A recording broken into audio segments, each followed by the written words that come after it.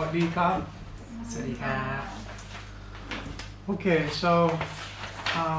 what I decided to do, I was praying about it, and it kind of came to me. So today and Sunday, I'm gonna do sort of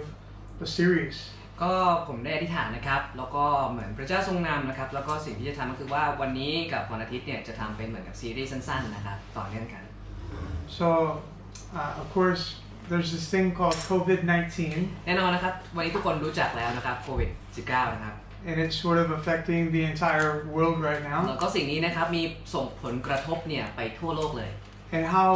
how the world responds to it is very different. แล้วก็แต่ละส่วนเนาะในโลกนี้นะครับก็มีการตอบสนองต่อวิกฤตนี้อย่างแตกต่างกันไป Some people think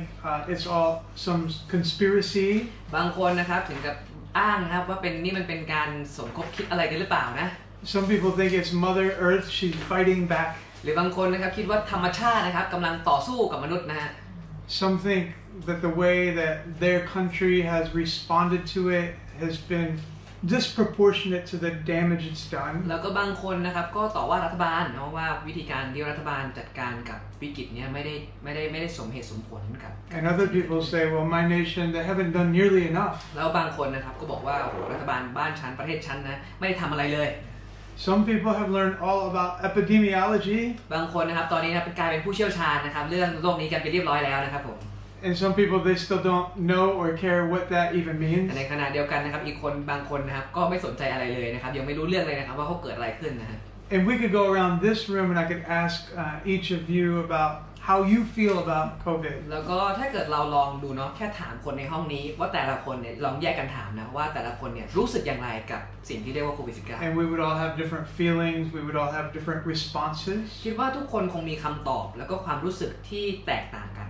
And some of us, like we might even start to argue with one another about those things. แล้วถ้าเกิดเราเปิดให้ฟังเนาะบางคนอาจจะเริ่มเถียงกันเลยด้วยซ้ำนะครับว่าทำไมถึงคิดอย่างนั้นอย่างนี้ Like Root and I might have to break up a fight. ก็อย่างผมกับรุทนะครับอาจจะถึงกับชกกันเลยก็ได้นะครับผม But if I ask like a very specific question, แต่ถ้าเกิดถามแบบเจาะลึกลงไปกว่านั้น the question, why are you staying home? Why are you quarantining? ที่ตอนนี้บอกว่าเราให้เราอยู่บ้านใช่ไหมคำถามคือทำไมถึงอยู่บ้าน I think that's something that we'll all give a similar answer to. ผมคิดว่าถ้าเกิดถามคำถามนี้เนาะทุกคนอาจจะตอบคำถามแบบคำตอบเดียวกัน Right? Number one, like the easy answer, because I have to. ก็คำตอบง่ายนะครับก็คือข้อแรกเลยนะครับเพราะว่าเราจำเป็นใช่ไหม Right? Why do I wear this mask in public? Because I have แล้ว to. ทำไมถึงต้องใส่หน้ากากก็เพราะเราจำเป็นต้องใส่ What's the fine up to now? แล้วก็ตอนนี้ใครทราบบ้างครับว่าค่าปรับเท่าไหร่แล้วครับกับการที่เราไม่อยู่บ้านนะ It's no joke. So that's one answer. I'm staying in because like that's what the government told me I must do. ฉะนั้นนะครับในแง่หนึ่งนะครับสิ่งที่เรายอมอยู่บ้านก็เพราะว่ารัฐบาลบอกเราให้อยู่บ้าน A second answer is because staying inside is what's best for society. แล้วก็อีกคำตอบหนึ่งก็คือการอยู่บ้านก็เป็นการช่วยสังคมทางอ้อม Like there are people running around and they have diabetes, they have some heart problem, and if I infect them, they could die. โดยเฉพาะอย่างยิ่งนะครับบางคนที่เขามีโรคแทรกซ้อนอยู่แล้วอย่างเช่นเป็นโรคหัวใจหรือเป็นโรคเบาหวานเนาะคนพวกนี้ถ้าไปติดโรคที่เป็นโควิดเนี่ยก็จะมีโอกาสเสี่ยงมากขึ้น So you have because I have to, you have because it's better for everyone else. ฉะนั้นนะครับก็มีทั้งคำตอบนะครับสำหรับว่ามันจำเป็นนะโอเคมันดีกับคนอื่นนะ And then there's a third answer. และในขณะเดียวกันนะครับก็มีคำตอบที่3ด้วยนะครับ I'm staying in because it's what's best for me. ก็มันดีที่ฉันต้องอยู่บ้านเพราะมันดีสำหรับตัวฉันเองด้วยใช่ไหมครับ It's not just that I don't want to be fined. คือไม่ใช่แค่ว่าไม่อยากถูกปรับนะ Or that I don't want to not know I have the virus and end up killing somebody. แล้วก็ไม่อยากจะแบบไปฆ่าคนอื่นทางอ้อมใช่ไหมเพราะไม่รู้ว่าเรามีไวรัสหรือเปล่าใช่ไหม But I myself, I don't want to die either. แต่โดยเฉพาะอย่างยิ่งนะตัวฉันเองนี่แหละฉันไม่อยากตายแน่นอนนะ Right? Like I know it's going to happen, but I don't want to happen like through COVID. คือแน่นอนนะครับว่าเราทุกคนคงรู้นะครับว่าวันหนึ่งต้องตายเนาะแต่คงไม่มีสักคนหนึ่งอยากตายเพราะโควิดนะครับ And I won't speak for you here, but I think it's possible or probable that we can answer all three ways. แล้วก็เพราะฉะนั้นนะครับก็ผมจะไม่เหมารวมนะครับแต่ก็คิดว่าในห้องนี้เราน่าจะตอบ1ใน3ข้อนี้หรือผสมกัน3ข้อนี้อะไรแบบนี้ And so as I thought about this, as I thought about how so many people in the world right now are protecting themselves and their loved ones and protecting the people around them. ฉะนั้นในเวลานี้นะครับผมก็ได้มานั่งคิดถึงวิธีการของแต่ละคนเนาะที่ตัวเองเรียกว่าอะไรที่ป้องกันตัวเองแล้วก็ดูแลคนที่ตัวเองรักเนี่ยนะครับ I started to think about Christians and how we live in our day-to-day lives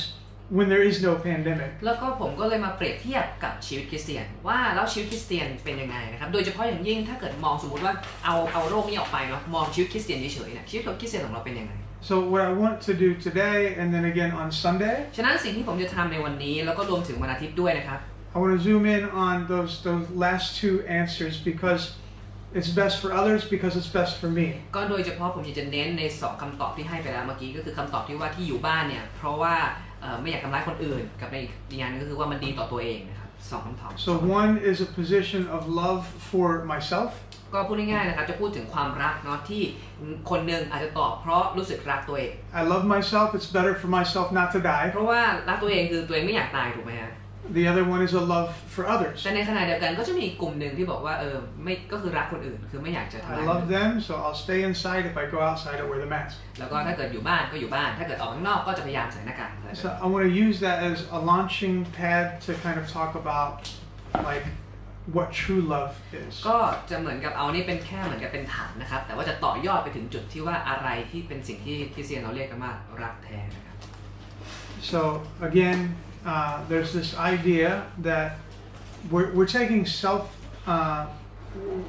we're offering ourselves, we're sacrificing. ก็ตอนนี้นะครับเรามาพูดถึงเรื่องการเสียสละแล้วนะครับคริสเตียนใช่ไหมครับเรารู้จักกับคำว่าการเสียสละ We're taking drastic measures to protect the people around us. คริสเตียนนะครับเราเนี่ยพยายามที่จะทำบางสิ่งบางอย่างเพื่อที่จะบางครั้งเกินความสบายของตัวเองเพื่อจะปกป้องคนอื่นใช่ไหมครับ Especially the people with weakened immune system. โดยเฉพาะอย่างยิ่งนะครับคริสเตียนเราเห็นใจคนที่อ่อนแอกว่าถูกไหมครับ And then the other one again is I love myself, I love my family, I'm not going to take any risks. ฉะนั้นนะครับแต่ในอีกขณะเดียวกันก็มีบางคนนะครับแต่คิดถึงแต่ตัวเองแล้วก็ครอบครัวของตัวเองใช่ไหมว่าเราจะต้องดูแลตัวเองแล้วครอบครัวตัวเองของเรา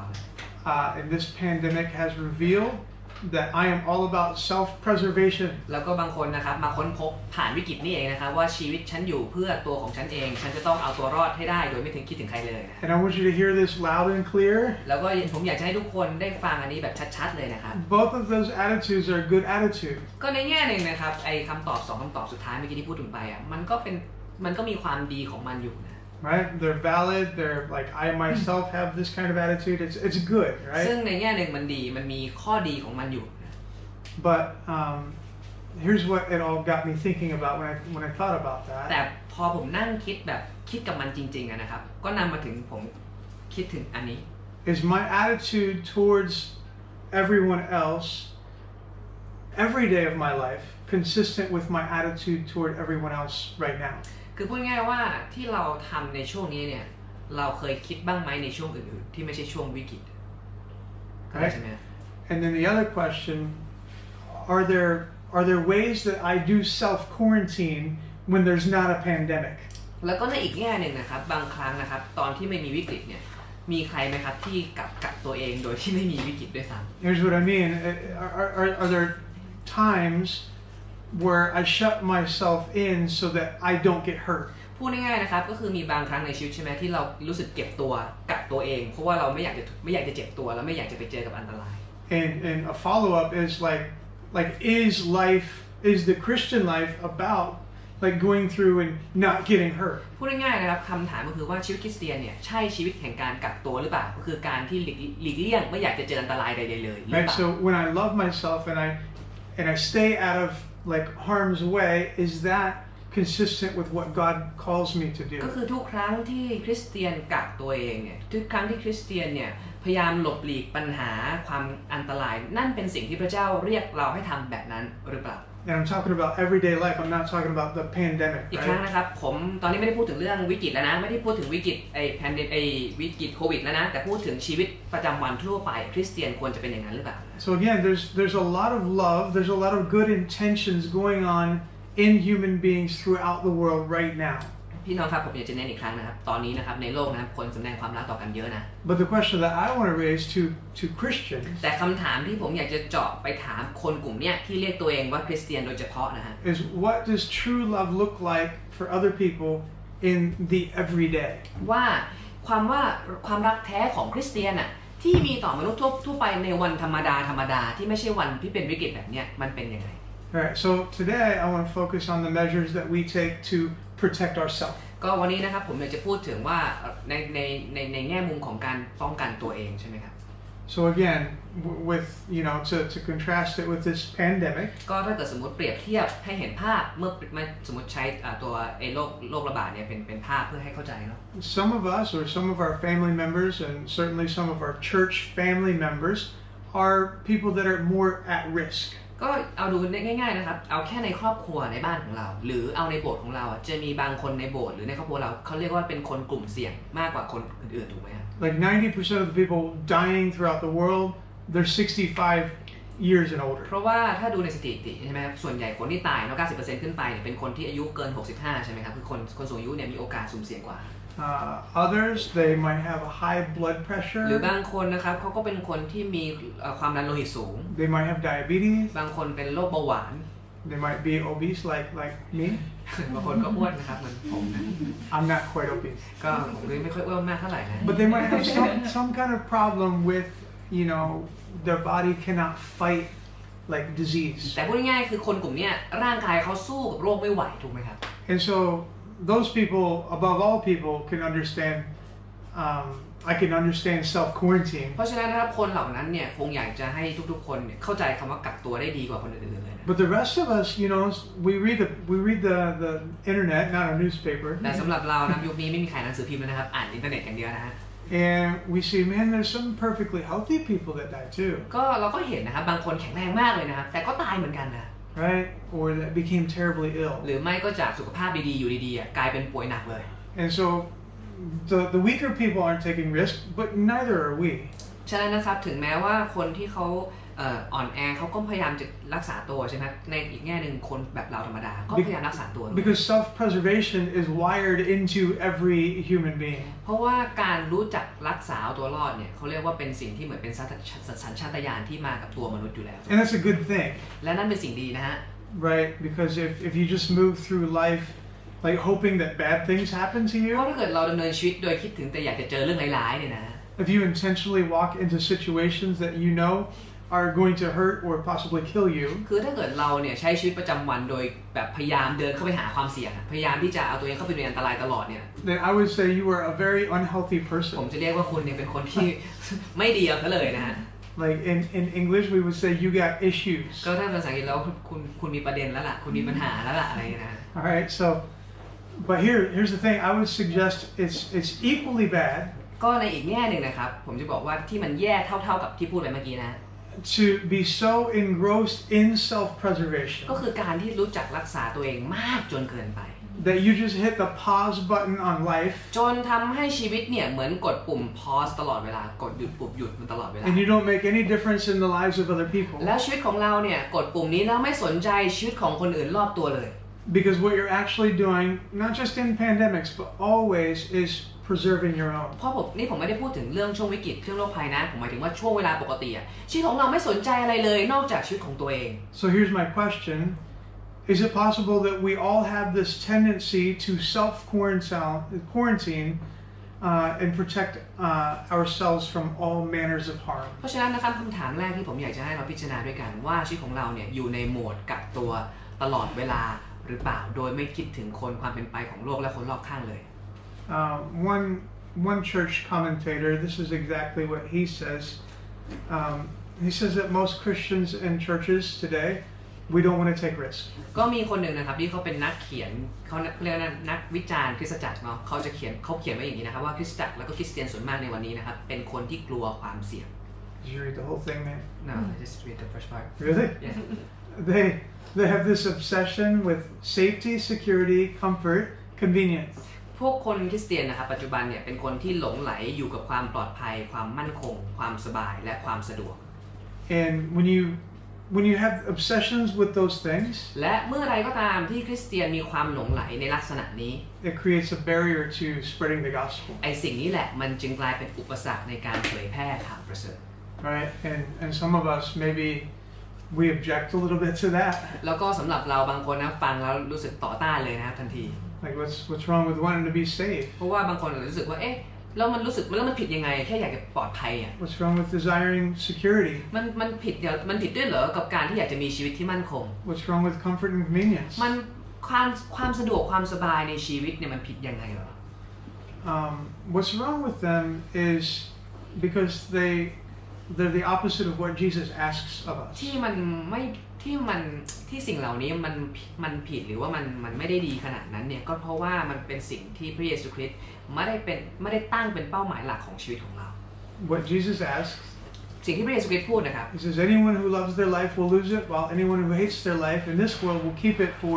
eternal พ life. ระเยซูได้พูดไว้อย่างชัดเจนนะครับบอกว่าใครใช่ไหมครับที่รักชีวิตของตนก็ต้องทำไมฮะเสียชีวิตแต่คนที่ชังชีวิตของตนในโลกนี้ก็จะทำรงไว้ชี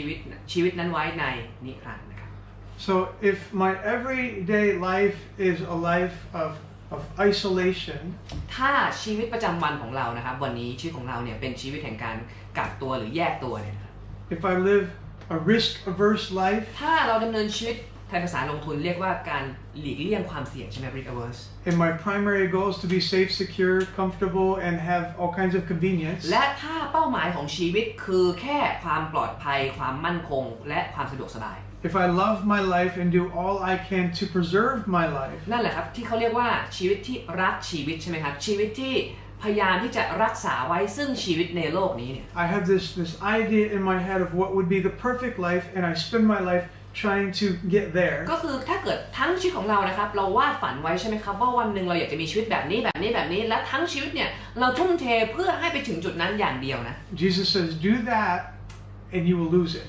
พระเยซูบอกว่านะถ้าเกิดทำแบบนั้นนะสุดท้ายคุณก็จะเสียสิ่งนั้นไป But be adventurous. แต่พระเยซูกำลังท้าทายให้เราเป็นนักผจญภัยนะ Be risky danger. ให้เป็นคนที่กล้าเสี่ยงนะครับ Pick up your cross every day and carry it. ให้เราแบกกางเขนทุกวันแล้วตามพระองค์ไป Follow him even if it means I'm not safe, I'm not secure, I don't have comfort and convenience. พูดง่ายๆนะครับพระเยซูกำลังท้าทายว่าให้ตามพระองค์ถึงแม้มันจะไม่ปลอดภัยถึงแม้มันจะไม่มั่นคงถึงแม้มันจะไม่สะดวกและมันจะไม่สบาย He says, do that and you'll actually save your life. และพระเยซูกำลังบอกว่าจริงๆแล้วถ้าทำแบบนั้นนะสุดท้ายเนี่ยกลับจะทำรงหรือรักษาไว้ซึ่งชีวิตในนิรันดร์การ So what I want to do tonight is just to look at one biblical example of some people, some early Christians that threw caution to the wind. ก็พูดง่ายๆนะครับวันนี้ผมจะพาไปดูคนกลุ่มหนึ่งในพระคัมภีร์ใหม่นะครับเป็นคนกลุ่มหนึ่งในคริสตจักรยุคแรกที่มีคนแนะนำให้เขาอย่าใช้ชีวิตเสี่ยงใช่ไหมครับแต่เขาเลือกใช้ชีวิตเสี่ยงแต่ว่าสุดท้ายเนี่ยคำเตือนเนี่ยก็ไม่ได้ทำอะไรกับเขาชีวิตของเขาได้ Go ahead and open to Acts chapter 4. อยากให้เราเปิดด้วยกันนะครับในพระธรรมกิจการบทที่4ครับ As you're turning there, I'll just kind of catch you up on where we're at in the story. แล้วก็ในระหว่างที่บางคนกำลังเปิดพระคัมภีร์นะครับผมอยากจะเล่าเรื่องว่าก่อนที่จะมาถึงบทที่4ของกิจการเนี่ยนะครับมันเกิดอะไรขึ้นมาบ้างนะครับ Acts begins with Jesus saying, "Go be my witnesses." ก็พระคัมภีร์กิจการนะครับเริ่มต้นมาที่พระเยซูถูกไหมแล้วที่พระเยซูกำลังบอกสาวกให้ไปทำไมฮะให้เป็นพยานใช่ไหมครับถึงพระองค์ And start praying because I'm going to send power to you in the form of the Holy Spirit. แล้วก็พระเยซูก็กำชับสาวกใช่ไหมครับว่าให้อธิษฐานด้วยเพราะว่าการอธิษฐานเนี่ยเพื่อที่จะรอรับพระวิญญาณบริสุทธิ์ที่จะเป็นฤทธิ์เดชของพระเจ้าที่จะมาถึงทางพระ And then Jesus ascends to be with his Father. แล้วหลังจากนั้นนะครับพระเยซูพูดปุ๊บพระองค์ก็รีบเลยนะครับที่จะไม่ได้รีบเลยนะพระองค์ก็รีบนั่นแหละที่จะขึ้นไปเสร็จขึ้นสู่สวรรค์ทั้งเป็นนะ The believers go off and they pray. แล้วก็สาวกนะครับก็รีบเหมือนกันไปอธิษฐานเลยนะฮะ And then the Holy Spirit comes upon them. แล้วพระวิญญาณบริสุทธิ์ก็มาตามสัญญา And then they're speaking in languages they never learned. แล้วสาวกนะครับก็เริ่มพูดภาษาแปลกๆนะครับที่เขาไม่เคยเรียนใช่ไหม And then Peter's preaching the first sermon. แล้วเปโตรนะครับก็เทศนาครั้งแรกในกิจการ The first sermon about the death and resurrection of และ Christ. คำเทศนาครั้งแรกก็เป็นเรื่องเกี่ยวกับอะไรฮะการสิ้นพระชนม์และการเป็นขึ้นมาขององค์พระเยซูคริสต์ 3,000 people are baptized. ในวันนั้นนะครับ 3,000 คนต้อนรับพระเยซูและรับบัพติศมา They start meeting together every day, breaking bread together, fellowship, prayer, learning about God's word. เข้าสามัคคีธรรมกันทุกวันเลยนะครับมีทั้งการมหาสนิทมีทั้งการอ่านพระคัมภีร์ศึกษาพระคัมภีร์แล้วก็อธิษฐานทุกวันเลยสามัคคีธรรม And then in chapter 3, Peter and John, who had been walking with Jesus all this time, แล้วก็มาถึงในบทที่3นะครับเปโตรกับยอห์นนะครับ2คนนี้ติดตามพระเยซูมา3 ปีนะครับ they heal this man they say, hey, rise up and walk, even though he's never had the use of his legs. ก็เจอคนที่เป็นคนง่อยใช่ไหมครับที่ไม่เคยเดินมาตลอดชีวิตแล้วสองคนนี้ก็บอกว่าให้ลุกขึ้นใช่ไหมครับแล้วก็ลุกขึ้น And then when people are like, man, how did that happen? แล้วคนก็สะใจใจกันใหญ่เลยว่าเฮ้ยมันเป็นไปได้ยังไงที่คนที่ไม่เคยเดินเนี่ยกับลุกขึ้นเดินเนี่ย They're saying it's through faith in the name of Jesus Christ. สองคนนี้ก็เฉลยมาว่าโดยความเชื่อในพระนามขององค์พระเยซูคริสต์ Right, so that brings us right up to chapter 4. เรื่องราวเหล่านี้นะครับก็พาเรามาถึงบทที่4พอดีนะครับ I'm going to go ahead and read verse 1 to 4. แล้วเราก็จะอ่านนะครับในข้อที่1ถึงข้อที่4ทุกคนเดินตามผมนะครับกิจการบทที่4นะครับข้อที่1ถึงข้อที่4บอกว่าขณะที่เปโตรกับยอห์นยังกล่าวแก่คนทั้งหลายอยู่ทั้งปวงอยู่ปุโรหิตทั้งหลายกับนายทหารรักษาพระวิหารและพวกสดุสีมาหาด้วยเขางุ่นง่านใจเพราะท่านทั้งสองได้สั่งสอนและประกาศแก่คนทั้งหลายถึงเรื่องการเป็นขึ้นมาจากความตายโดยอ้างการคืนพระชนของพระเยซูเขาจึงจับท่านทั้งสองจำไว้ในคุกจนวันรุ่งขึ้นเพราะว่าเย็นแล้วแต่คนเป็นอันมากที่ได้ฟังคำสอนนั้นก็เชื่อจำนวนผู้ชายจึงเพิ่มขึ้นจนนับได้ประมาณ 5,000 คน Alright, so these dudes get arrested. ก็พูดง่ายๆนะครับ2คนตะกี้นะครับถูกจับครับ Alright, so this is the first Christian arrest. อันนี้เป็นการจับติดคุกครั้งแรกที่เป็นคริสเตียนที่เป็นบันทึกไว้ในพระคัมภีร์ But I want you to notice what they are not arrested for. แต่ผมอยากจะให้ดูนะครับว่าที่เขาถูกจับข้อหานะที่ถูกจับนะ They're not arrested for deceiving people. เขาไม่ได้ถูกจับเพราะเขาไปหลอกลวงประชาชนนะครับ They're not arrested for some parlor trick. เขาไม่ได้ไปถูกจับเพราะเรื่องช่อโกงนะฮะ They're not arrested for some illusion, some false thing that they're claiming. เขาไม่ได้ไปถูกจับเพราะความเท็จหรือว่าอุบายใดๆที่เขาทำนะ So the fact that there is a man who never walked and is now walking because of them is not in dispute. เพราะว่าอะไรฮะเพราะไอ้คนผู้ชายคนที่เขาไม่เดินไม่ได้มาก่อนเนี่ยอยู่ที่เดินขึ้นมาได้เนี่ยมันไม่ใช่เรื่องโกหกใช่ไหมอยู่ทุกคนยอมรับว่ามันเป็นความจริงจริงๆ No, the actual reasons that they are arrested are given here. แต่จริงๆแล้วที่เขาถูกจับเพราะอะไรฮะสาเหตุข้อหา Number one, they are teaching other people spiritual things. อย่างแรกเลยนะครับข้อหาแรกเลยก็คือเขาสอนเรื่องฝ่ายวิญญาณ And number two, they're proclaiming the resurrection of Christ and resurrection through Christ. และอย่างที่สองนะครับเขามาสอนเรื่องอะไรฮะเรื่องการเป็นขึ้นมาของพระเยซูใช่ไหมฮะและไม่เพียงแต่สอนเรื่องการเป็นขึ้นมาของพระเยซูเท่านั้นแต่สอนว่าคนที่เชื่อในพระเยซูก็จะมีชีวิตร่วมกับพระองค์ด้วย So why would these things be so upsetting to people? มันจึงน่าสนใจนะว่าทำไมการสอนแบบนี้การทำตัวแบบนี้ถึงทำให้คนเราในเวลานั้นเสียใจถึงขนาดนั้นเลย Well, to the first issue of them teaching, อย่างแรกเลยนะครับในเรื่องของคำสอนเนี่ย these guys are fishermen. เพราะว่าคนเหล่านี้เขาเป็นชาวประมงนะ Right? That's what John and Peter did before they followed Jesus. ก่อนที่เปโตรกับยอห์นจะมาเป็นสาวกเนี่ยนะครับอาชีพเขาเป็นชาวประมงนะครับ So these religious leaders who were not fishermen, เพราะง่ายนะครับเพราะว่าในเวลานั้นเนี่ยพวกธรรมจารย์นี่เขาไม่ได้เป็นชาวประมงกันมาก่อนนะฮะ they're saying, well, you guys don't have a proper religious education. พวกเขาไม่ชอบเลยเพราะว่าไอ้พวกเนี้ยมันไม่ได้ไปเรียนโรงเรียนพระคิดธรรม You probably can't read or write. แล้วแถมเปโตรกับยอห์นนะเผลอๆเขียนหนังสือไม่ได้อ่านหนังสือไม่ออกด้วยซ้ำ Right? Like you know how to fish,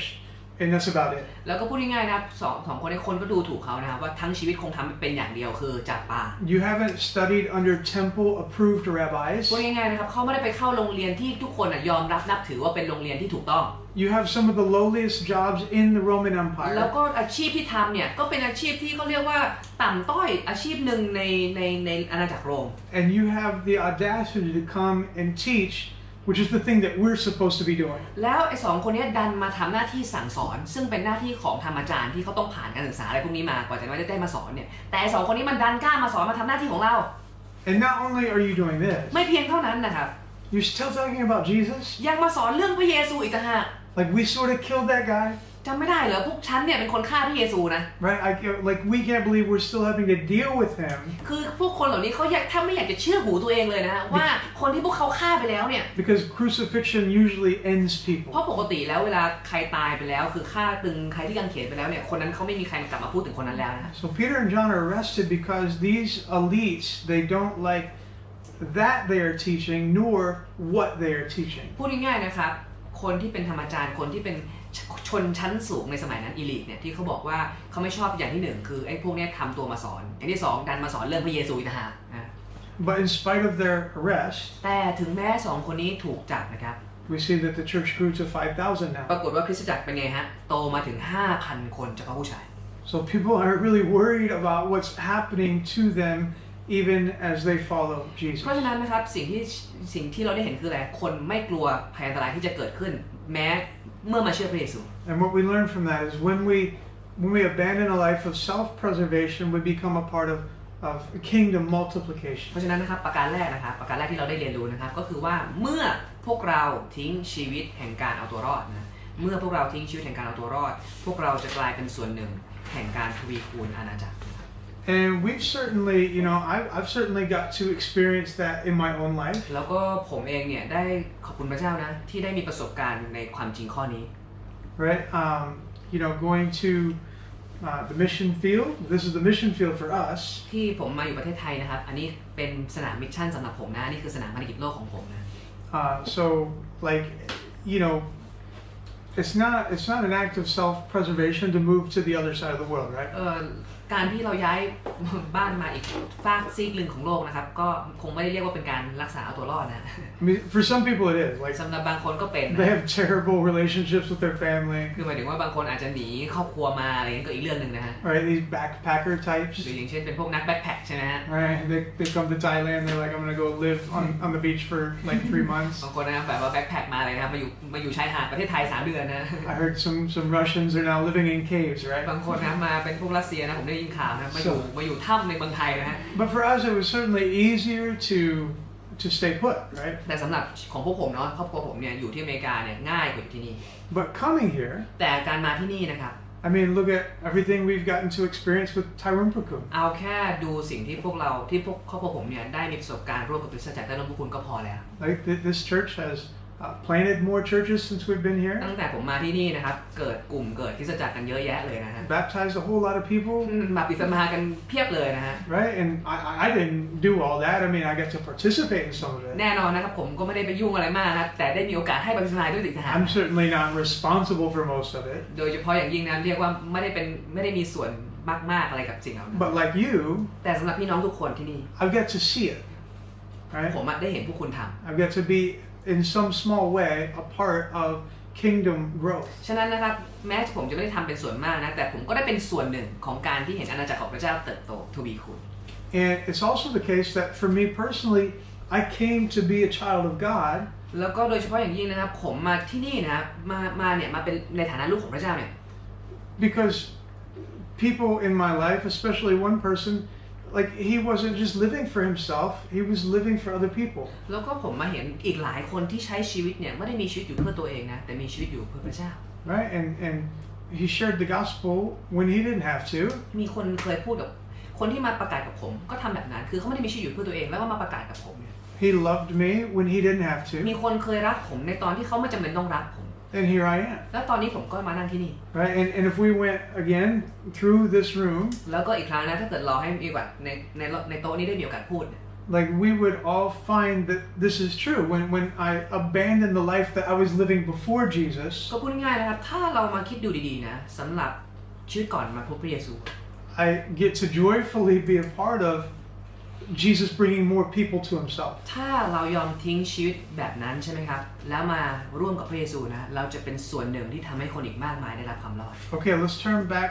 to the text. กลับมาอยู่ที่บทที่4นะครับ 5 to 7. ข้อ5ถึงข้อ7นะครับครั้นรุ่งขึ้นพวกผู้ครอบครองกับพวกผู้ใหญ่และพวกธรรมจารย์ได้ประชุมกันในกรุงเยรูซาเล็มทั้งอันนาสมหาปุโรหิตและคายาฟาสยอนอเล็กซานเดอร์กับคนอื่นๆที่เป็นญาติของมหาปุโรหิตนั้นด้วยเมื่อเขาให้เปโตรและยอนยืนอยู่ท่ามกลางพวกเขาแล้วจึงถามว่าท่านทั้งสองได้กระทำการนี้โดยฤทธิ์หรือในนามของผู้ใด Alright, so you're like, who are all these dudes? อีกครั้งนะครับทุกคนคงงงนะครับว่าไอ้ชื่อเหล่านี้คือใครกันนะ So these dudes, alright, Caiaphas, Annas the high priest, and the rest of them. ก็ชื่อเหล่านี้นะครับอันนาสก็ดีคายาฟาสและพรรคพวกเหล่าของเขานะฮะ They're not just intimidating. คนเหล่านี้นะครับคือไม่ใช่แค่คนที่น่ากลัวนะครับ No, these guys are the same guys that Jesus stood before. คนเหล่านี้นะครับชุดเดียวกันเลยกับที่ตัดสินพระเยซู Right? These are the same men that tried Jesus and that condemned Jesus to death. คือชุดเดียวกันเลยนะครับที่เป็นคนตัดสินพิพากษา แล้วจัดพระเยซูไปตึง The same men that thought we're never going to hear this name Jesus again. ชุดนี้เลยนะครับที่เขาคิดว่าเอาพระเยซูไปตึงแล้วคงจะไม่ต้องมาได้ยินชื่อเยซูอีกต่อไป And here we are dealing with these people that follow him. แต่อีกนะครับไอ้คนเหล่านี้กลับมาเจอไอ้คนกลุ่มเดิมเนี่ยที่ยังเรียกออกพระนามพระเยซูอีก And just like the people that made the arrest, แล้วก็เหมือนกับไอ้คนที่จับพวกเขาตอนต้นเนี่ย they are not denying that this dude that never walked is now walking. คือไอ้คนพวกนี้นะครับเขาก็ยังปฏิเสธไม่ได้นะว่าไอ้คนที่ง่อยเนี่ยตอนนี้หายง่อยเนี่ยเขาปฏิเสธไม่ได้นะ But their question when they say by what power, by what name did you do this? แต่เขาพอเขาเถียงความจริงไม่ได้ใช่ไหมเขาก็เลยไม่ต้องมาเถียงว่าอะไรฮะทำโดยฤทธิ์หรือนามของใครถูกไหม They're essentially saying we see this guy. How is this possible? พูดง่ายๆนะพวกกำลังบอกว่าเฮ้ยไอ้ที่เห็นไอ้คนที่มันยืนขึ้นมาเนี่ยมันเป็นไปได้ยังไง And then Peter gives them the answer. แล้วก็เห็นคำตอบนะครับของเปโตรนะครับในข้อที่8 ถึง 12นะครับขณะนั้นเปโตรประกอบด้วยพระวิญญาณบริสุทธิ์กล่าวแก่เขาว่าดูก่อนท่านผู้ครอบครองพลเมืองและพวกผู้ใหญ่ทั้งหลายถ้าท่านทั้งหลายจะถามข้าพเจ้าในวันนี้ถึงการกุศลซึ่งได้ทำแก่คนป่วยนี้ว่าเขาหายเป็นปกติโดยเหตุอันใดแล้วก็ให้ท่านทั้งหลายกับบรรดาชนชาติอิสราเอลทราบเถิดว่าโดยพระนามของพระเยซูคริสต์ชาวนาซาเรตซึ่งท่านทั้งหลายได้ตรึงไว้ที่กางเขนและซึ่งพระเจ้าได้ทรงโปรดให้คืนพระชนโดยพระองค์นี่แหละชายคนนี้ที่ยืนอยู่ต่อหน้าท่านจึงได้หายโรคเป็นปกติพระองค์เป็นศิลาที่ท่านทั้งหลายผู้เป็นช่างก่อได้ทอดทิ้งซึ่งได้เป็นศิลามุมเอกแล้วในผู้อื่นความรอดไม่มีเลยด้วยว่านามอื่นซึ่งให้เราทั้งหลายรอดได้ไม่ทรงโปรดให้มีในท่ามกลางมนุษย์ทั่วใต้ฟ้า See, when those intimidating guys ask the question, like, how is this possible? เห็นไหมครับว่าเมื่อคนที่น่ากลัวกลุ่มนี้ชุดนี้มาถามนะครับว่ามันเป็นไปได้ยังไง John and Peter, they have this opportunity to say, I'm going into quarantine. แล้วก็สองคนนี้นะครับเปโตรกับยอห์นนะเขามีโอกาสนะครับเขาบอกว่ากักตัวดีกว่าตอนนี้นะฮะ Right? They can think about this question and process this question and have a little conversation. ก็พอมีผู้ใหญ่ชุดเนี้ยถามพวกเขาใช่ไหมครับเขาก็อาจจะหารือกัน2คนแล้วก็ตัดสินใจแบบเราไปกักตัวกัน2คนดีกว่า And it might go like this. ก็อาจจะเป็นอย่างนี้นะ John, you know what? ยอห์นรู้ไหม Last night was really rough. เมื่อคืนนะมันโหดมากเลยนะ I didn't get much sleep. เมื่อคืนนอนไม่หลับเลย They didn't bring me a pillow. โอ้โหในคุกไม่มีหมอนเลยนะ Right? My back. หลังนี่ Right? It's really messed up. คือปวดมาก And I have this list of things that I was supposed to do แล้ว yesterday. ก็เนี่ยแถมมีรายการเหล่านี้ที่ยังต้องทำยังไม่เสร็จเลยเนี่ย But because I was in prison, แต่พอดีเมื่อคืนติดคุกเนี่ย I never got around to it. ก็เลยทำงานไม่เสร็จเนี่ย My wife's going to be really mad at me. ภรรยาโกรธแน่นอนเลยกลับไปคราวนี้ Right? And I really would prefer not to spend any more nights in ถ้า here. งั้นเราไม่นอนคุกกันต่อไปดีไหม And this could get worse, right? Like they might start flogging us or crucifying เพราะ us. ว่าถ้ามานั่งคิดดูนะมันอาจจะโหดกว่านี้ก็ได้นะเขาอาจจะเริ่มตีเราเฆี่ยนเราหรือจับเราไปติงอื่นก็ได้นะ So what if we just told them, we don't know? งั้นเราบอกไปเลยดีไหมเราก็ไม่รู้เหมือนกัน My Lou. Like I have no idea how it happened. ก็ไม่รู้ใช่ไหมว่าจะพูดว่าไม่รู้มันเกิดขึ้นได้ยังไง Right? They could have done that. ทั้งสองคนนี้มีสิทธินะที่จะพูดแบบนั้นได้นะ Right? There could have been a way out of พูด this. ง่ายๆถ้าเกิดพูดแบบนั้นนะเผลอๆได้รอดเลยออกเลยนะ But what did Peter do? แต่เปโตรพูดไงฮะ Like full throttle, man. มันเหยียบมิดคันเร่งเลยนะแบบว่ามีเท่าไหร่ใส่หมดเลยนะ Like I'm going to say, like the worst possible thing to say. พูดง่ายๆนะครับถ้าคิดนะก็คือไอ้ที่แย่ที่สุดที่จะพูดได้นะก็พูดไปแล้วล่ะอันนี้มันแย่ As it relates to my own safety, security, comfort, เมื่อ convenience. คำนึงถึงความปลอดภัยความมั่นคงความสะดวกสบายในชีวิตนะถ้าพูดแบบนี้นะอันนี้แย่สุดแน่นอนนะ Right? So, I mean, seriously, there have been times in my life where I know if I do this, they're gonna mock me. เคยไหมครับในชีวิตที่มีเหตุการณ์บางอย่างที่เรารู้ว่าถ้าเราทำแบบนี้นะคนล้อแน่ If I do this, it's gonna be really inconvenient. ถ้าท่านทำแบบนี้นะไม่สะดวก It's gonna be incredibly uncomfortable. ถ้าทำแบบนี้นะไม่สบาย Right? I don't want to bring up the gospel to this person. คือยังไม่อยากจะประกาศกับคนนี้เลยอ่ะ Right? I can't talk about the power of Jesus at work right now. คือที่ทำงานเนี่ยมันไม่ใช่ที่ที่บอกเรื่องพระเยซูไม่ใช่เหรอ Right? I can't be in this hostile setting where there's skeptics all around me ตรงนี้สภาพแวดล้อมมีแต่คนขี้สงสัยด้วยนะ or people of other faith แล้วก็มีคนเชื่อศาสนาอื่นเต็มไปหมดเลย and then say to those people, แล้วจะมาพูดกับคนกลุ่มนี้นะ it's your sin and my sin that put Jesus Christ on the ว่าคุณเป็น cross. คนบาปผมก็คนบาปพระเยซูถึงถูกตึง Right? And you've been doing this with your life. แล้วก็คุณทำผิดกับชีวิตคุณนะ And you believing in this other God. แล้วคุณเชื่อผิดพระด้วย And dude, you can only find salvation in Jesus. แล้วรู้ไหมคุณรอดได้ทางพระเยซูเท่านั้น Right? Like these aren't comfortable พี่ conversations. น้อง Would ครับ you agree? คำพูดแบบนี้บทสนทนาแบบนี้มันไม่ใช่คำพูดบทสนทนาที่พูดง่ายๆนะ And so it's really easy to say that. It's really easy for me to say that in this room, like, hey guys, Jesus is the way, the truth, and the life. พี่น้องครับห้องนี้นะครับเราพูดง่ายนะพระเยซูเป็นทางนั้นเป็นความจริงและเป็นชีวิต Because you guys are like, yeah, we're here because we believe เพราะว่า that. พี่น้องทุกคนว่าท่านนี่บอกก็ใช่ไงก็ถึงว่านั่งอยู่ตรงนี้ไงนะ But what if you're before the high priest? แต่ถ้าเกิดเราอยู่ต่อหน้ามหาปุโรหิตล่ะครับ What if you're in a room full of skeptics and cynics? แต่ถ้าเกิดเราอยู่ต่อหน้ากลุ่มคนที่เป็นคนขี้สงสัยและชอบถามล่ะครับ What if you are before people who are opposed to or have closed their minds to Jesus? หรือถ้าเกิดสมมุติว่าเราไปเจอคนที่เขาปิดใจกับเรื่องพระเยซูคริสต์ล่ะครับ Not so easy then, is it? ก็ไม่ค่อยง่ายเท่าแล้วถูกไหมครับ But Peter and John, they don't call a timeout. แล้วก็แต่ว่าเปโตรกับยอห์นนะเขาไม่ขอเวลานอกปรึกษาด้วยกันซะด้วยซ้ำนะ They don't have that conversation. เขาไม่ได้มานั่งหารือกันนะฮะ They don't say, hey, we better talk this over, man. เขาไม่มีการบอกเฮ้ยใจเย็นๆขอคุยกันก่อนขอคุยกันก่อน Before the resurrection, they probably would have backed down. พี่น้องครับก่อนที่พระเยซูเป็นขึ้นมาครับไม่แน่นะเขาอาจจะไม่ได้ตอบแบบคำถามแบบนี้นะ But what's changed? แต่อะไรเปลี่ยนครับ Well, not only, I mean, for one, the Holy Spirit is now in them. อย่างที่หนึ่งเลยแน่นอนนะตอนนี้เขาพระวิญญาณบริสุทธิ์อยู่ในเขาแล้วใช่ไหม But what else? แล้วอะไรอีกครับ They've seen the risen Christ. เขาได้เห็นพระเยซูผู้เป็นขึ้นแล้ว Right? Like, what can be more encouraging than that? พี่น้องครับมันจะมีอะไรที่หนุนใจกว่านั้นอีกฮะการที่ได้เห็นพระเยซูเป็นขึ้นมา What can be more empowering than that? อะไรที่จะเป็นที่ให้กำลังเราได้มากกว่านั้นอีกฮะ Right? So they say, how did this happen? พอคนเหล่านั้นถามใช่ไหมว่ามันเป็นไปได้ยังไง This happened because of Jesus. คนเหล่านี้ก็ตอบเลยครับเป็นไปได้เพราะพระเยซู The one that you killed, ก็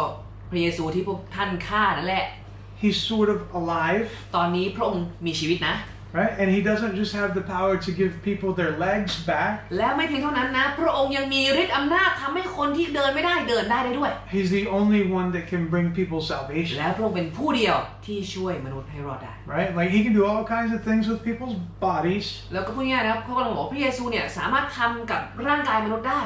But he's also the only one that can fix souls. แต่พระองค์เป็นผู้เดียวนะที่ซ่อมจิตวิญญาณได้ And after Peter says all this, แล้วเมื่อเปโตรพูดทั้งหมดเหล่านี้ I just see his mic drop. แล้วผมเห็นนะครับเปโตรพูดเสร็จนะครับโยนไมค์ทิ้งเลยฮะ Right? He's just like, I just dropped bombs on ก็ you. เหมือนกับทิ้งระเบิดใส่เรียบร้อยแล้วนะฮะ So what happens เกิด next? อะไรขึ้นต่อไปครับผมข้อ 13 นะครับ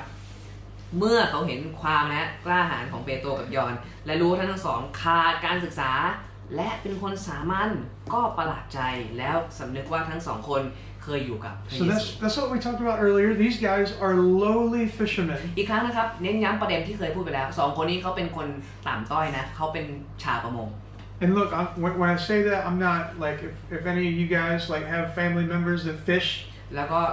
ถ้าในห้องนี้มีใครเป็นมีพ่อแม่เป็นชาวประมงนะผมไม่ได้ว่านะครับ I'm not attacking them, all right? ผมก็ไม่ได้โจมตีนะครับผม I'm just saying in this setting, in this ผม world, กำลังแค่บอกว่าในยุคสมัยนั้นเนาะ shepherds, คนที่เป็นคนเลี้ยงแกะ fishermen, ชาวประมง they don't make a whole lot of money. เขาหาเงินได้น้อยนะครับ They don't get a whole lot of women to go on dates with แล้ว them. ก็ไปจีบสาวก็ไม่ค่อยมีใครอยากออกเดทด้วยนะ Like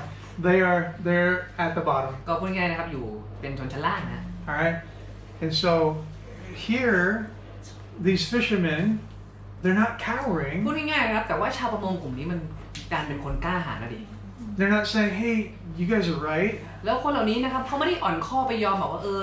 ธรรมจารย์คุณพูดถูกแล้วล่ะ We're just lowly fishermen, and we should shut up." เราเป็นคนต่ำต้อยเราไม่พูดดีกว่าเขาไม่ได้พูดอย่างนั้นด้วยนะฮะ But instead, they have this mesmerizing courage. ตรงกันข้ามเลยนะครับความกล้าหาญของพวกเขาเนี่ยทำให้คนต้องประหลาดใจเลยอะ And the same guys that saw Jesus face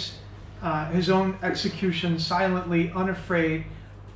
they see these men have the same look. พูดง่ายๆนะครับเขายังคนพวกนี้เคยตัดสินพระเยซูใช่ไหมเขายังจำพระเยซูได้ไงว่าพระเยซูยืนอยู่ต่อหน้าพวกเขาพระเยซูก็เป็นไงไม่กลัวใช่ไหมพระองค์ก็กล้าหาญและเขาเห็นเงาพระเยซูอ่ะผ่านคนเหล่านี้ The religious leaders are astonished. พูดง่ายๆนะในพระคัมภีร์พูดถึงบอกว่าไงฮะประหลาดใจเลยนะ And it hits them at this moment not because Peter is talking about Jesus. แล้วก็ตรงนี้นะครับพวกเขาประหลาดใจเนี่ยเพราะว่าไม่ได้ประหลาดใจเพราะเปโตรพูดถึงพระเยซูเท่านั้นนะ But because Peter and John remind them of Jesus. แต่เป็นเพราะเขาเห็นพระเยซูผ่านชีวิตของสองคนนี้ในจุดนั้นต่างหาก These guys realize, oh,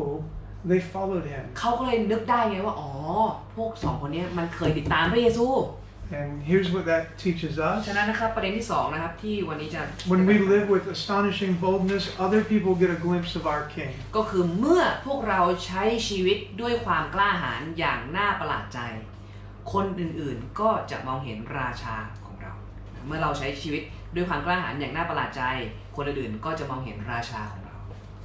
So there are times in my household ก็บางครั้งนะมีในบ้านของเรานะwhere I'll just like I'm on the couch, I'm playing on my phone or reading the Bible. โอเคเปลี่ยนดีกว่านะ ก็บางครั้งนะผมนั่งโซฟาอยู่นะกำลังเล่นมือถือแต่เขาเปลี่ยนจะเล่นมือถือเป็นอ่านพระคัมภีร์ในมือถือก็แล้วกันนะฮะ Or maybe I was up on the second floor and I come down with the kids. แล้วก็บางครั้งนะเราเล่นกันอยู่ชั้น2เนาะแล้วก็เดินมาข้างล่างกับลูกๆนะ And there are times in either one of those settings ก็จินตนาการ2ภาพเมื่อกี้นะฮะwhere Bobby Joe sees the kids แล้วก็ภรรยาของผมนะครับก็เห็นลูกนะ and they're acting incredibly goofy แล้วก็ลูกของผมนะครับก็กำลังหัวเราะทำตัวประหลาดๆอยู่นะ incredibly crazy ทำตัวบ้าบออยู่นะฮะ they're really funny แล้วก็ฮาด้วยนะฮะ or they're really lazy หรือบางครั้งก็ขี้เกียจจัดเลยนะฮะ and she like it's some kind of magic แล้วก็เป็นเหมือนกับมายากลเลยนะครับภรรยาของผมเนี่ย she can discern what the source of that is ภรรยาผมสามารถรู้ได้เลยนะครับว่าไอเด็กๆเนี่ยเขาไปเอาพลังงานความบ้าบอนี้มาจากไหนนะ she turns to me Matt แล้วเขาหันมาหาผมเลยครับแมท were they on their iPad เมื่อกี้เล่น iPad หรือเปล่า were you playing Switch เมื่อกี้เล่น Nintendo Switch อยู่หรือเปล่า like what were you guys doing คือถามเลยนะครับว่าไปพาลูกทำอะไรมา right and she usually knows what we were doing แล้วคือภรรยาผมนี่นะฮะรู้ตลอดเลยนะครับว่าผมแอบพาลูกเล่นอะไรนะฮะ she can very quickly look at them and identify why it is that they're the way they are พูดง่ายๆนะครับพอเขามองดูลูกนะเขารู้ทันทีเลยว่าพ่อเนี่ยพาไปเล่นอะไรมานะ and see that's what I want people to be able to do when they look at my life and yours ฉะนั้นนะครับผมอยากให้คนมองชีวิตของเราก็เห็นพระเยซูแบบนั้นเหมือนกัน They see us on this crazy adventure, this courageous adventure of life. เขาเห็นพวกเราดำเนินชีวิตด้วยความกล้าหาญอย่างน่าประหลาดใจเป็นนักผจญภัยของพระเยซูเนี่ย And we want them to be able to easily discern the source. แล้วเขารู้ได้ทันทีเลยว่าอ๋อไอ้พวกนี้มันไปเล่นกับใครมา I love what Galatians 2:20 ผม says. ชอบมากเลยนะครับในพระคัมภีร์กาลาเทียบทที่2ข้อ20นะครับ I've been crucified with Christ. เหมือนบอกว่าข้าพเจ้าถูกตึงไว้กับพระคริสต์แล้วใช่ไหมครับ It's no longer I who live, but Christ who lives in me. ข้าพเจ้าไม่มีชีวิตอยู่อีกต่อไปพระคริสต์ต่างหากที่มีชีวิตอยู่ในข้าพเจ้า And the life I now live, I live by faith in the Son of God who loved me and gave himself for me. และชีวิตที่ข้าพเจ้าดำเนินอยู่ในขณะนี้ก็ดำเนินชีวิตของพระองค์ผู้ทรงตายและก็รักครับ You guys have learned like that's my second favorite verse, เพราะ right? ฉะนั้นนะครับบางคนก็รู้แล้วนะครับข้อนี้เป็นข้อโปรดอันดับ2ของผมนะ So it's not you and I who live anymore. ฉะนั้นตอนนี้พี่น้องต้องเข้าใจนะชีวิตของเราเนี่ยตอนนี้ไม่ใช่ชีวิตของเราอีกต่อไปแล้วนะฮะ When you surrender to Him, เมื่อเราต้อนรับพระเยซูใช่ไหม when you gave your life to เมื่อ Christ, เรายอมมอบชีวิตของเราให้พระเยซูใช่ you ไหม gave up your life to Christ. ก็แปลว่าเรายอมมอบชีวิตของเราให้พระองค์ไปแล้วถูกไหม Right? So it's He who lives in us. ฉะนั้นตอนนี้พระองค์เป็นคนดำเนินชีวิตอยู่ในเรา And when we boldly live for Him, และเมื่อเราดำเนินชีวิตอย่างกล้าหาญเพื่อพระองค์ others can see right through our skin and see Him. เหมือนกับคนเห็นผิวหนังเราแบบเห็นทะลุผิวหนังเรามาถึงพระเยซูเลย And it's not always instantaneous. พี่น้องครับมันบางทีมันก็ไม่ได้ทันทีทันใดนะ Like it is on this occasion, they're like, oh yeah, these guys,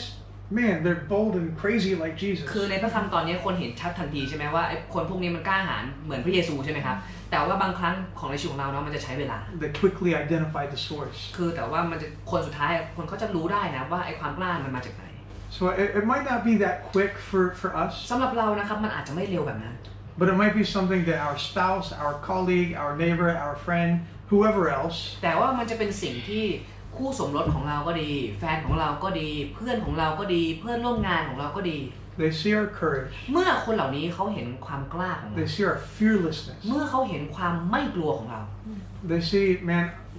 that person's not really worried about even like death คือเขาเห็นว่าไอ้พวกนี้นะมันไม่กระวนกระวายถึงแม้กระทั่งเป็นเรื่องถึงตาย like man COVID-19 doesn't scare them พี่น้องครับโถขนาดโควิด-19 ไอ้คนพวกนี้มันไม่กลัว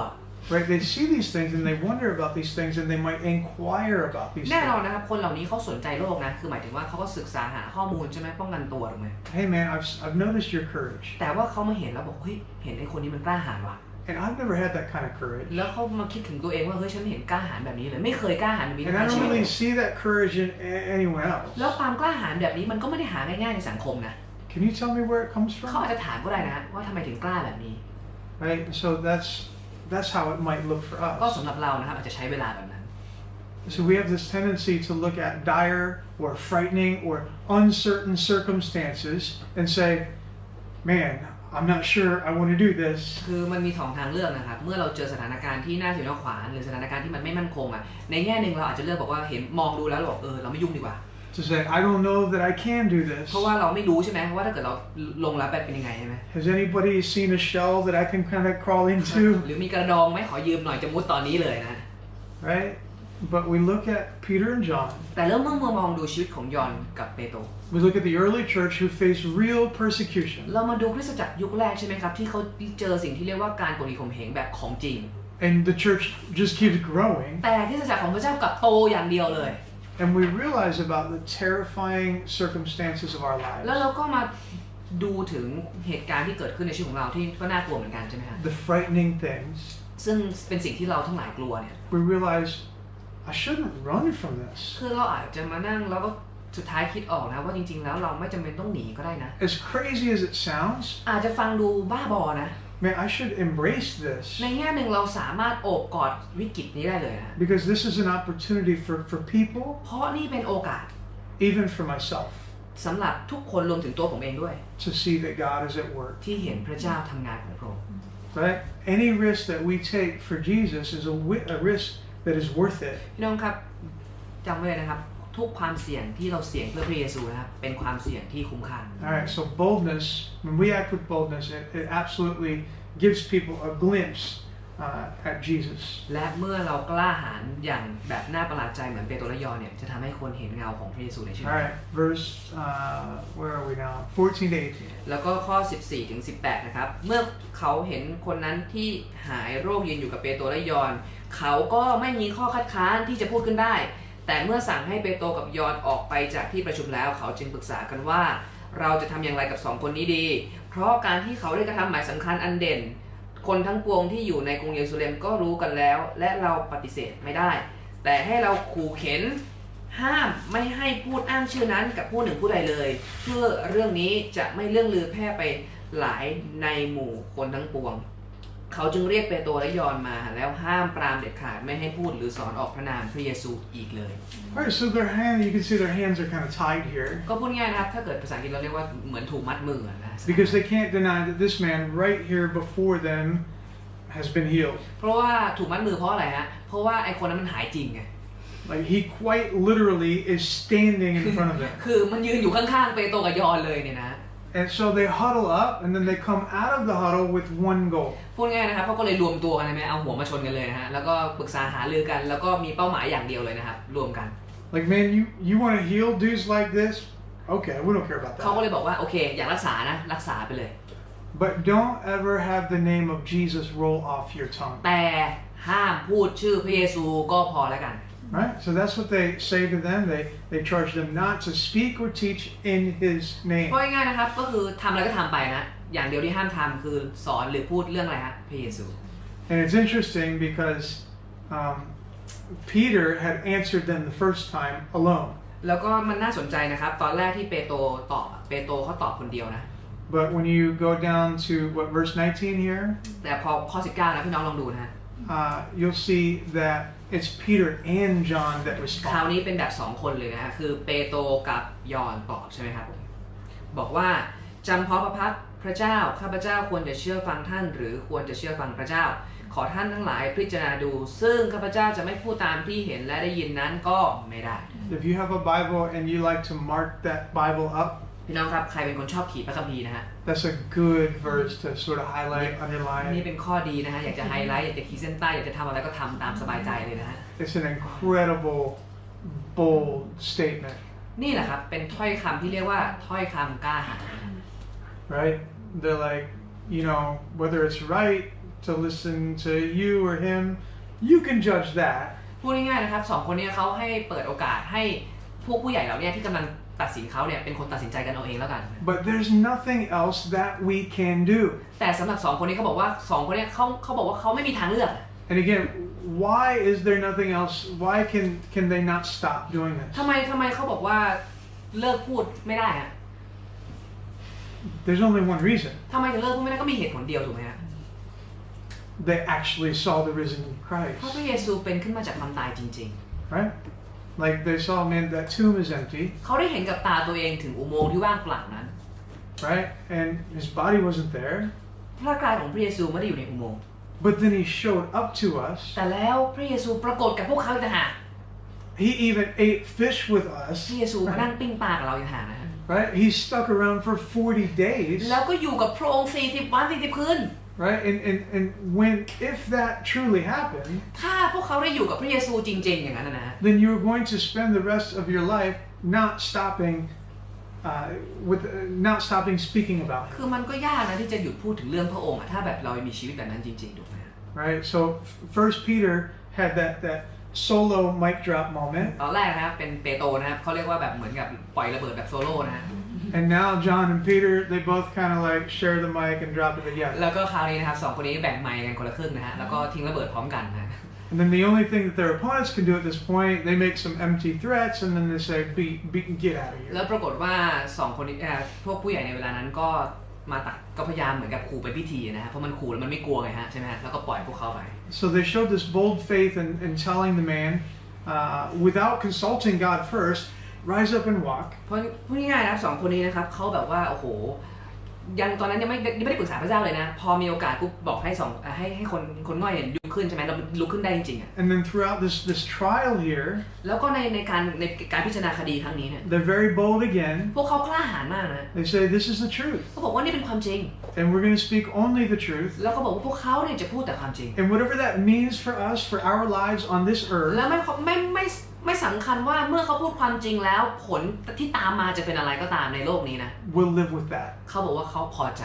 Right? And then they return to their brothers and sisters. ฉะนั้นนะครับพวกเขาก็เลยกลับไปหาพี่น้องของเขา They tell them about what has happened. แล้วก็เปโตรยอนนะครับก็เล่าให้พี่น้องฟังว่าเกิดอะไรขึ้นนะ They lift their voices together in prayer. พวกเขาก็เลยร่วมใจกันอธิษฐาน And then they quote Psalm 2 back to God. แล้วก็พวกคนเหล่านี้นะครับจึงทำไมฮะอ่านพระคัมภีร์สดุดีบทที่2นะให้พระเจ้าฟัง And they reflect on Jesus' victory. แล้วพวกเขานะครับก็คิดถึงชัยชนะขององค์พระเยซู They pray that God would help them to continue to share the gospel boldly. เขาอธิษฐานขอพระเจ้าช่วยให้พวกเขายังคงประกาศด้วยใจกล้าหาญต่อไป And that He would continue to heal and perform signs and wonders. แล้วก็ยังอธิษฐานนะขอพระเจ้าทำหมายสำคัญของพระองค์ต่อไป And then right after all of that goes down, และเมื่อจบลงนะครับ look at verse 31. พี่น้องลองดูข้อที่31ครับเมื่อเขาอธิษฐานแล้วทำไมฮะที่ซึ่งเขาประชุมอยู่นั้นได้หวั่นไหวและคนเหล่านั้นประกอบด้วยพระวิญญาณบริสุทธิ์ได้กล่าวพระวจนะด้วยใจกล้า It'd be pretty cool if that happened in here. พี่น้องครับมันคงมหัศจรรย์ดีนะถ้าเกิดขึ้นที่นี่ Like we're just praying. เราก็อธิษฐานกันใช่ไหมฮะ Hey, we want to be bold. We want to share the บอก gospel. พระเจ้าพระองค์อยากกล้าหาญอยากประกาศเรื่องของพระองค์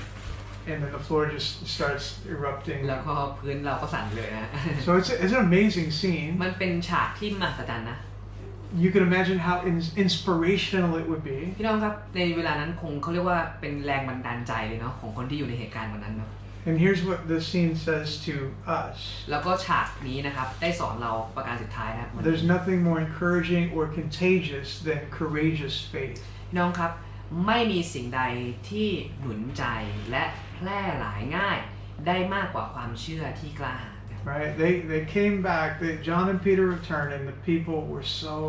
inspired. เพราะว่าเมื่อสองคนที่กล้าหาญเข้ามาอยู่กลุ่มผู้เชื่อนะครับกลุ่มผู้เชื่อทั้งกลุ่มนั้นกลายเป็นคนที่กล้าหาญ They were so encouraged. They said, "Hey, we want to be bold like that." เพราะว่าความเชื่อที่กล้าหาญของสองคนนี้นะครับได้หนุนใจให้ผู้เชื่อที่เหลือเนี่ยอยากจะกล้าหาญเหมือนพวกเขาด้วย And he answered the prayer แล้วก็คือพระเจ้าตอบคำอธิษฐานนะ by shaking things. พระเจ้านะครับเขย่าโลกเลยนะครับตอบคำถามตอบคำถาม But the beautiful thing is he didn't shake them. แต่ความมันน่าสนใจตรงนี้นะครับพระเจ้าเขย่าโลกใช่ไหมฮะแต่คนเหล่านี้เขาไม่ได้สั่นไหวไปด้วยนะ And that's the beauty of following Christ. และนั่นเป็นความสวยงามของชีวิตที่ติดตามพระเยซูครับ It's the beauty of what he has done for ก็ us. คือเป็นความสวยงามในสิ่งที่พระเยซูทำเพื่อเรา Because whenever we read about shaking in the Bible, ทุกครั้งนะครับที่พระคัมภีร์พูดถึงอะไรที่สั่นไหวนะ like God, he comes to give the commandments at Mount ถ้า Sinai, จำได้นะพระเยซูได้ตอนที่พระเจ้าได้ให้ธรรมบัญญัติที่ภูเขาซีนาย and the whole mountain shakes. ภูเขาสั่นนะ He comes to Isaiah in Isaiah chapter ใน 6. อิสยาห์บทที่6เนาะพระเยซูปรากฏกับสำแดงพระองค์เองให้อิสยาห์ His robe fills the whole temple. แล้วก็ผ้าคลุมของพระองค์ใช่ไหมพระสิริของพระองค์เต็มพระวิหารนะ Isaiah sees him high and lifted up, แล้วก็เห็นพระองค์เนี่ยโหสูงส่งนะ